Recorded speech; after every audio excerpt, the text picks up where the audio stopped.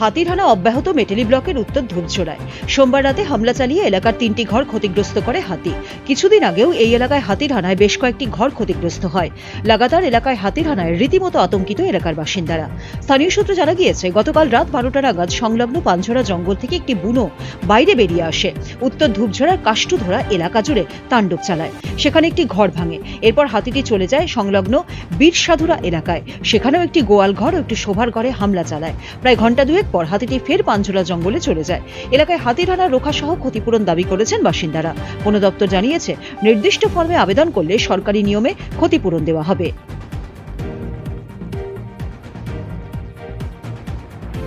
চালসা থেকে রহিদুল ইসলামের রিপোর্ট, উত্তরবঙ্গ সংবাদ।